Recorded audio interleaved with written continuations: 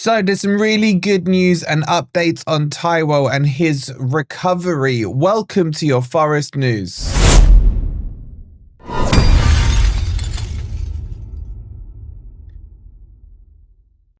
Good morning, good evening, or good night. Hope you guys are doing well, and welcome to your latest Forest News. Coming up, we're going to give you all the latest news on Taiwo, his condition, and his health. We also need to have a discussion about officiating and about fallouts and everything else, because it's all going off in the world of Forest. If you're enjoying the content, please don't forget to hit the like button. Make sure you're subscribed if you are new, and let's make this a positive video. So send some goodwill messages to Taiwo down in the comments as well.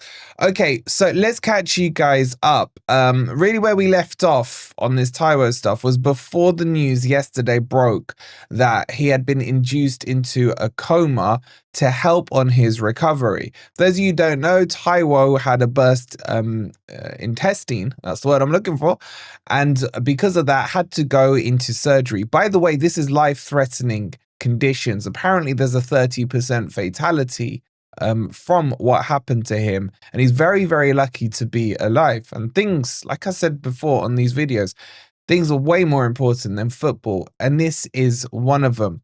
And to help and aid his recovery, Taiwo was induced into a coma, which was really, really worrying to hear yesterday. But there has been some good news. So this is getting reported in the Times, and it says that Forest striker Taiwo is set to be brought out of the induced coma after surgery. So it's expected to be brought. So let's go through the article here. He's expected to be brought out of the coma on Wednesday, aka today, after urgent surgery on a serious abdominal injury sustained in the match against Leicester, which we all know he got after the collision. Forest anticipate Taiwo will make a full recovery, though it remains unclear when he will be discharged from the hospital. He had the surgery on Monday, and it was a medical decision to play Taiwo in to put Taiwo into an induced coma to stabilize his condition and for the 27-year-old's own comfort. So I think that's really good news. Obviously, coming out of the induced coma is good signs going ahead for Taiwo. And we wish him a full and speedy recovery, and hopefully kind of see him up and running about somewhere near the City ground very, very soon. So get your good well wishes in to Taiwo down below.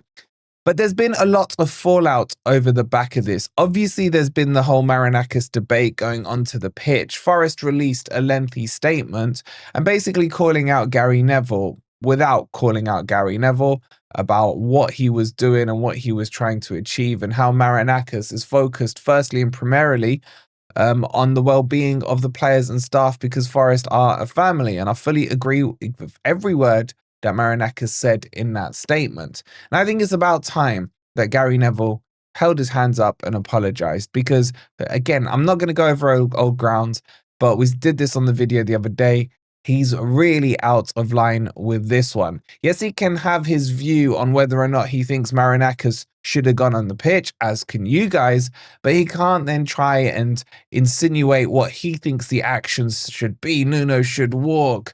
He's disrespected the Forest fans and everything else like that. Some Forest fans may feel disrespected, others won't, but it's not for Gary Neville to dictate those terms. The other knock-on effect from this has been the talk about the officiating and how the lineswoman let play go on, even though I think it was Elanga was very clearly offside. And, a whole butterfly effect. Had she raised her flag, then Taiwo doesn't end up with Buonanotte in the post and doesn't end up in hospital. Now, I'll be interested to hear your guys' view on this. For me, I think it's quite simple. If it's so clearly offside, raise your flag. There's nothing to be gained unless you don't trust your own instincts well enough, or you were looking the other way, or whatever. Why haven't you raised your flag? This is now showing to me there's a complete culture of dependency from officials at football matches on VAR. It's a case of, you know what, I'm not 100% concentrating right now, but it doesn't matter because they'll have me covered on VAR and it can get checked out. And this is the problem. You get lazy officiating at the moment. And I get it's the rule. I get that they're meant to let play advance on, but that is because of the consequence of if they got it wrong and Forest were to have scored and Elanga wasn't offside, then fine. But we're not talking about fine margins here. Hate to use the Houghton phrase, but I'm talking about clear and obvious offside decisions. Officials need to still officiate the game. Now, do I think the rule needs to change?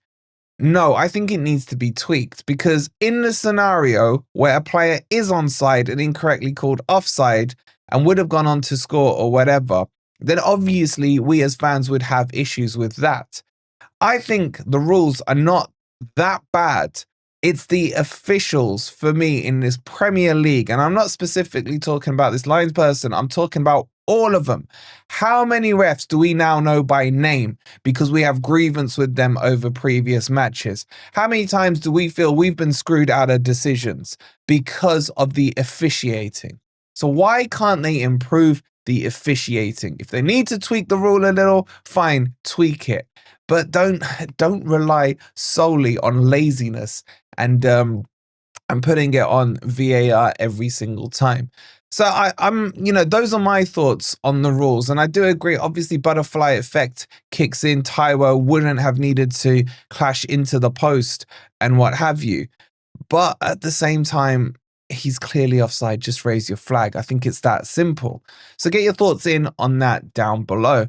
Now, the other bit of news to tell you about, because it's all going off on Forest right now, is Morgan Gibbs-White. He's been banned for speeding and can't drive, apparently. Getting caught speeding on the A52 a handful of times is enough to take away his driver's license. What the details are of it, I don't know. How significant it is to everything, I don't think it really matters. I'm sure Gibbs-White earns just about enough that he can get himself chauffeured to the grounds and to the games every time. So, but maybe it means he can't make a trip up to Manchester.